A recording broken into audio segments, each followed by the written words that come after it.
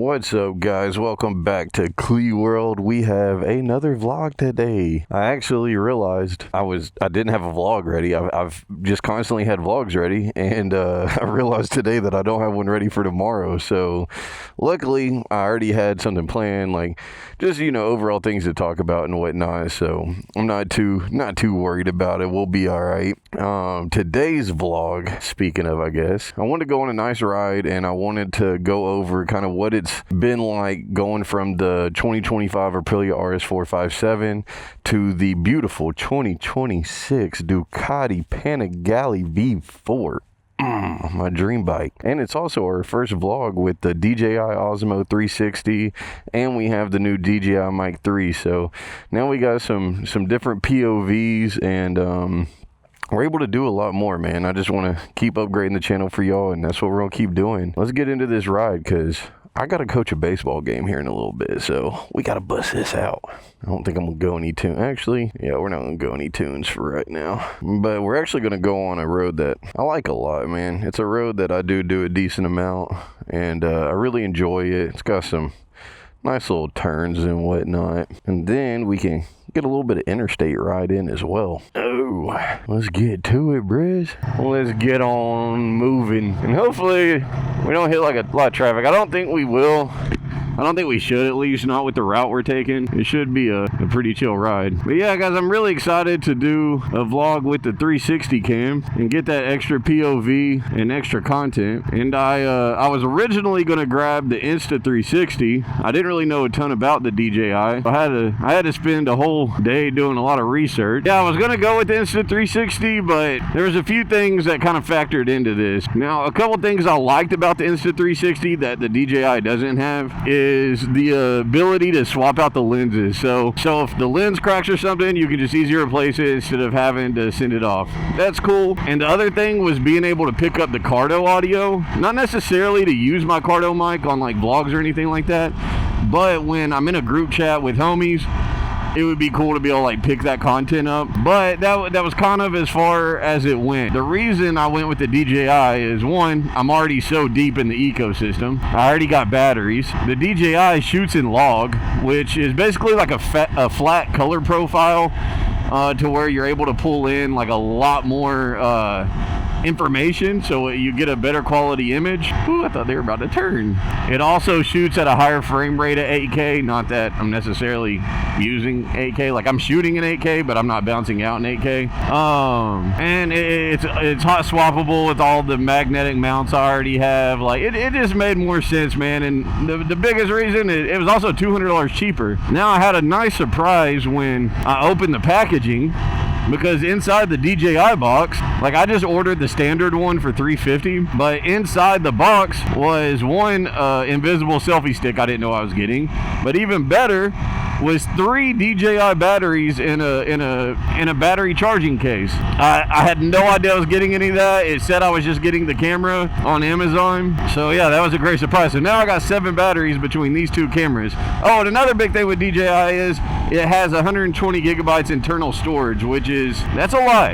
That's a lot. And this footage onto my computer is so much faster when I'm using the internal storage versus memory card. So that's another big plus. But yeah, guys, so we're officially, as of today, we're 2 weeks on the new bike.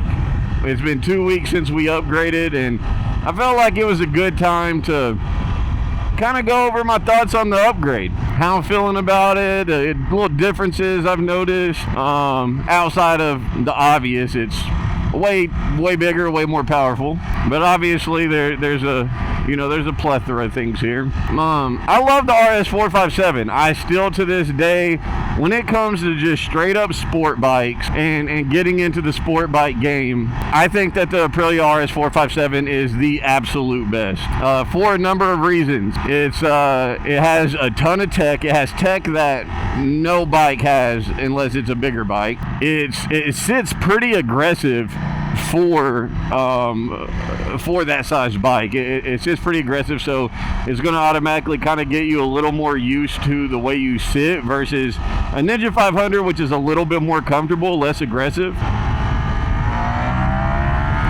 Yeah. I love when people wave us by. I love it. This happened in the last vlog too. I love it. But yeah, like the Ninja 500, man, it's lacking some of the tech, and it's definitely way more comfortable and stuff as far as the seating position. And so I don't feel like it necessarily warms you up for the bigger bikes as well. The 457, dog, I mean, dog, they made that bike to literally be race ready, be track ready. Not that you necessarily just want to take it stock to the track, but you can. So I think it's a great beginner bike, man. On top of that, you know, it comes stock with Pirelli's, very grippy tires. It's only like $150, $200 to add a quick shifter, and it's a solid bike. It's a solid bike. It's quick, it's nimble, it's lightweight, like, it's a great bike. So obviously, I don't think a lot of people, once people knew that I was going to be upgrading bikes, I don't think a lot of people expected me to pop out with a Ducati Panigale. So also I thought we could kind of talk about how that went down. So I was originally going to get a 2024 Honda CBR 1000 RR that they had in stock. It only had 1,000 miles on it. It was it already had break-in maintenance, it already had exhaust, all that good stuff. And I was like, dude, I think we all knew I was gonna get the RS 660, and I was like, dude, we gotta go big, man. Let's go ahead and jump into a leader bike. And I've ridden enough bikes recently, and you know, powerful bikes, that I felt comfortable. I was still nervous, but I felt comfortable. So when I get to Star Power Sports, I walk in the door, and when I walk in, I see the red and blue, but instantly I'm like, dude, that is not the RR. And I look at it real quick, just a little bit, and I'm like, dog, that's a Fireblade. So they had a 2021 Fireblade as well, and it was mint, like, it was so clean. It did have like 9,000 miles on it, but it had all the upgrades done. It had the exhaust, obviously that cool push to start, and the guy who had it before, garage kept, he had all service records, everything. So it wasn't a bad deal. But I'm sitting there debating on it, and as I'm debating it in my head, I'm like, dude, like, if I'm gonna spend this type of money, why wouldn't I just grab like the Aprilia RSV4 Indigo that is the 2027. I'm like, dog, I might as well grab the 2027 Aprilia if I'm going to do all this. And then I'm kind of saying, I didn't really say anything about the Aprilia. Like, I had talked to Colby a little bit about it, but I didn't really say anything about it too much. But I was definitely like leaning hard on that in my head. And so then I was like, you know, Marcel was like, you know, we got the Panigale as well. And I'm sitting there, I'm like, you know, this bike is my dream bike. And I'm like, dog, if I'm gonna spend all this money, I might as well just get my dream bike, the 2026 Panigale V4. So that's what we did. Now, how has this upgrade been? Because, you know, everybody, dude, especially like when people knew I was jumping up to this, they're like, are you sure you're ready for this? I didn't really pay that question no mind, because I'm like, dude, yeah, I'm ready for it. Like, you know what I mean? Like, I wasn't really like scared in that aspect. I was nervous, but like I said, like I've been feeling some other bikes here recently, so I wasn't like that pressed. I love this little turn right here, this little corner. But so break-in period was cool. It was really like a 600 on steroids, because you can't go past 7,000 RPM. And so we went through break-in. I did break-in in 7 days. It was 600 miles. We knocked that out real quick. Y'all saw the vlog. And now I've basically had a week and a half to really like feel this bike out and start getting a real taste for it. That's kind of a cool car. And truly, like, off rip, like, I know everybody's always talking about how you know, one of the things my buddy Burn said to me, he was like, don't whiskey throttle. And it's like, I've never had a problem whiskey throttling. That's never been a thing of mine. But I thought it was funny because I could definitely see it. But yeah, I do truly like, and I'm not saying this to get like other people who don't belong on leader bikes hurt or anything, but for me personally, it hasn't been that crazy as far as like, oh my god, like, this is so much power, I'm scared, what am I going to do? Like, I've never felt that way. Not that I'm not, you know, I think you should always have a slight fear of your bike, but I also think that fear somewhat goes away and it becomes something else. It's more of a, you know, understanding your limits and just gradually working through those limits. I don't necessarily agree that you should always be scared, because a lot of bad shit can happen when you're scared and you're not confident. When you're confident, you generally are able to be a better rider. And there's a way bigger difference, or there's a big difference in being confident riding the bike and arrogant, cocky. If you're cocky and arrogant on the bike, you just think that you're just the man riding this thing, like, there's a good chance you're going to do some stupid shit. Yeah, it just hasn't, I don't know, like my throttle control and everything, like it hasn't been hard. It has not been a hard change. Now, you know, remind you guys, I am a new rider in the sense of I only started riding back in, I guess, September, so it's been what? 3, 4, 5. It's been like 8 months or so. I've done a little over 15,000 miles of riding since then, which, you know, if you really look at how much people ride, I feel like the average rider probably rides about 5,000 miles a year, if you really want to go down to the average of this. And so if you look at it that way, like the way I feel about it is the amount of riding and the amount of seat time that I've had in this year, I feel like I've had 3 years worth of seat time, you know, that a normal rider might. So I do feel like I've progressed a little bit more. I'm also fully addicted and obsessed, so I study this a lot. I'm very realistic about my riding skills and how I'm doing and what my limits are. I don't try to do anything that I don't have full confidence that I can do. Even when I'm riding with the homies, like, you know, outside of Gage has a leader bike, but, you know, we're riding with the other homies, like, they all have smaller bikes, but they all are way faster than me. You know, they're better riders than me. And that's completely okay. Just because you have the faster bike doesn't mean you gotta be faster. You know what I mean? Like, it's still, nothing's changed from going from the 457 to the Ducati as far as that goes. Like, I'm still riding my own ride. I'm still growing and learning. I'm just on a bigger bike doing so. But truly, like, I feel comfortable in that sense. Once again, it's throttle control and stuff it's never been an issue for me. But even like being on dirt bikes and stuff, throttle control has never been an issue for me. God, I love this thing. But no, also another thought here, okay? And this is getting away from the subject at hand, but so you know how in America we basically have every single person who lives in America is essentially originates from somewhere else, right? Like, you have people who are Indian, you got people who are I guess Middle Eastern. I was gonna say there. What do they call the Asian? It's like there's a lot of people that we think are like Middle Eastern, whatever, is like something Asian. I don't freaking know. But you know, people are like, oh, I'm Samoan, I'm Nigerian, whatever. When no, if you're a U.S. citizen, like, you're a U.S. citizen, right? And like, here's all I'm saying, okay?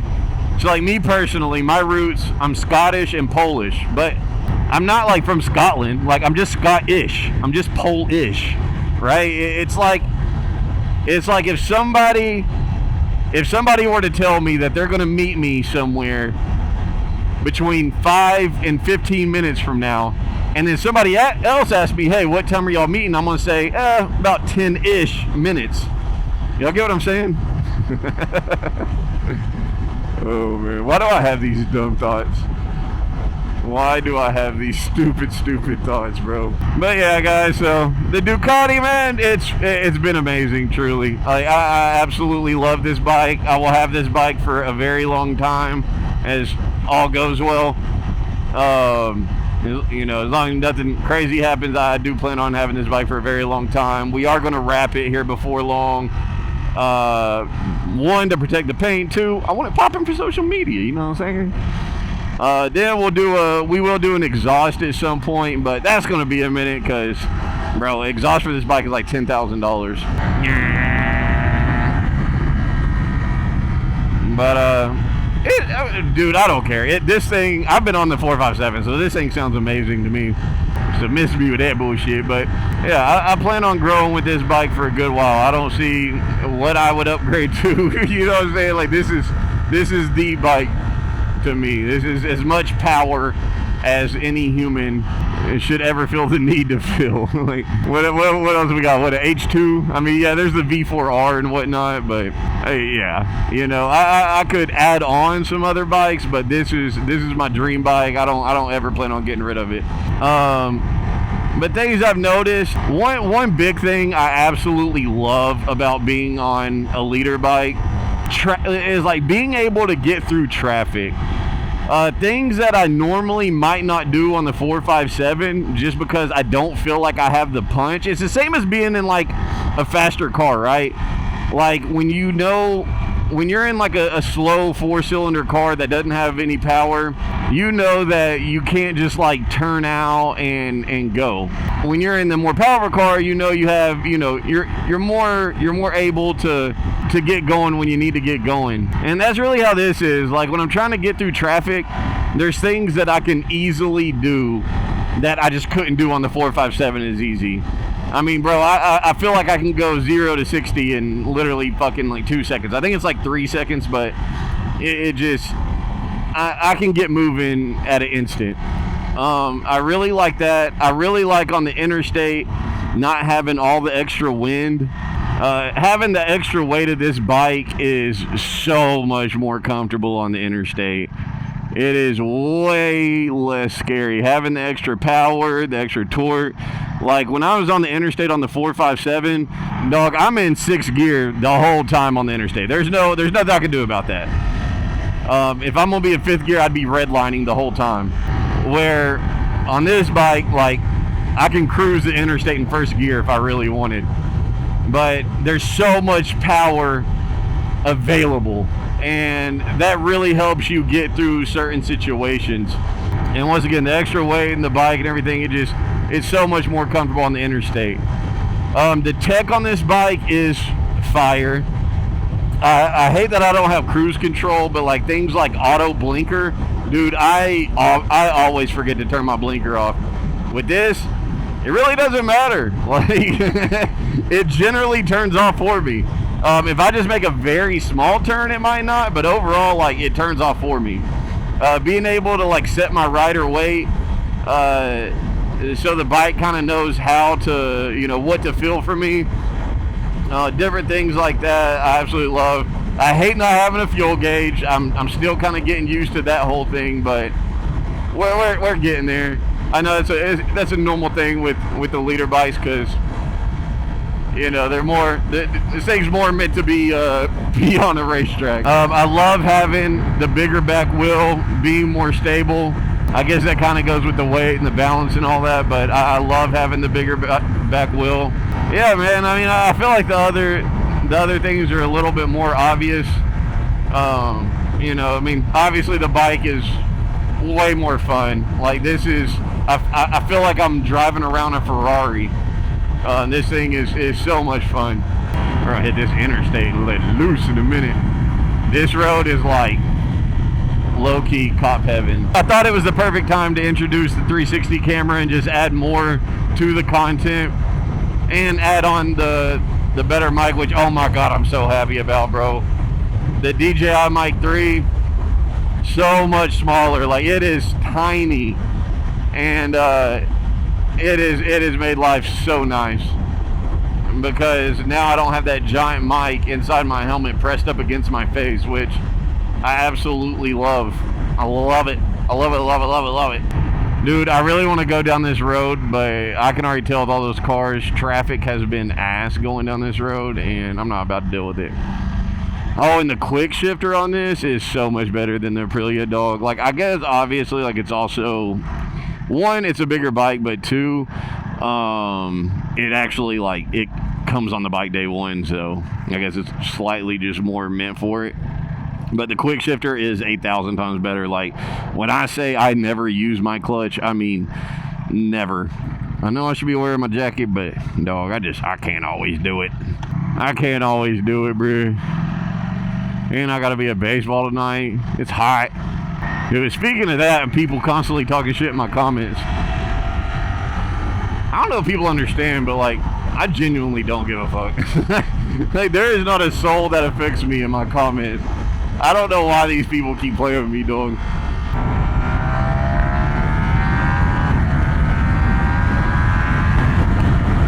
You getting over it? No, bro.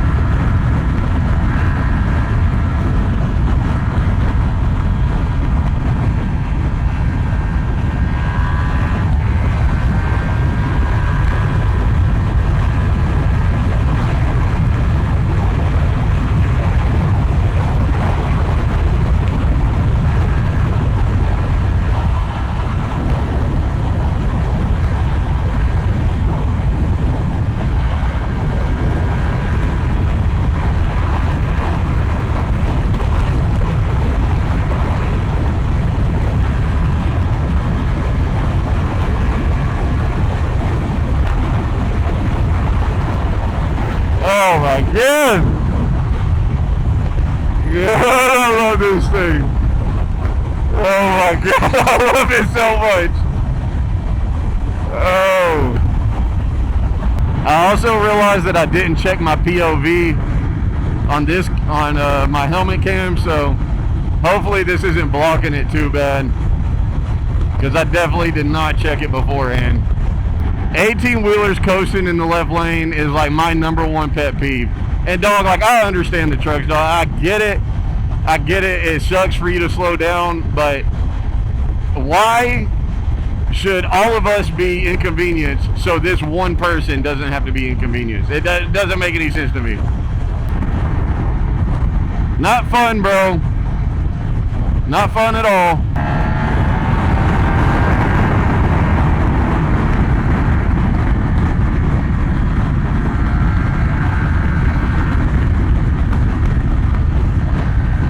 Got a little one.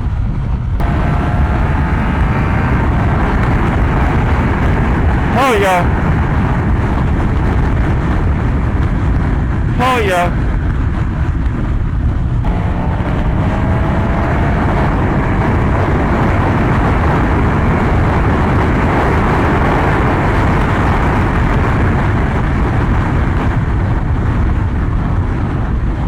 Oh my God.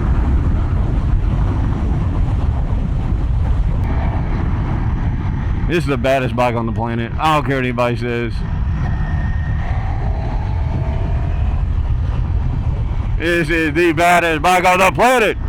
Everybody also thinks that we should name her. I just don't. I'm not really into naming bikes because they're bikes. You know, you can't let yourself get so attached. Like, am I attached? Yes, I'm very attached. But we all know the deal. Like, it just is what it is. But I don't know. What do you guys think of the comment? Let me know in the comments what would be a good name for our beautiful duck here. What would be a good name? Like, it's a duck. It's not just a bike. It's a duck. Maybe she does need a name. If you got a good name, throw it in the comments. But guys, we covered it all. That's going to do it. I'm glad that we were able to bust this one out. But I'm going to enjoy this last little bit of ride. I'm going to go home, get ready for a baseball game. And I also need to get a video posted for a short or reel, whatever. But yeah, man, it's been a fun one. Make sure you guys are like it, share it, and all that good stuff. Drop some comments if you guys would like awesome POVs and need chin mounts or a windscreen chin mount. I guess it's still called chin mount. Use the link in the description. You get 10% off. I got a 10% kickback, so it works for everybody. Road. And yeah, it's a good deal. But guys, thank you for visiting Clee World. It's your middle-aged moto vlogger as always. I really appreciate you guys. I love you guys so much. It's riding season. Everybody be safe out there. And until next time, peace.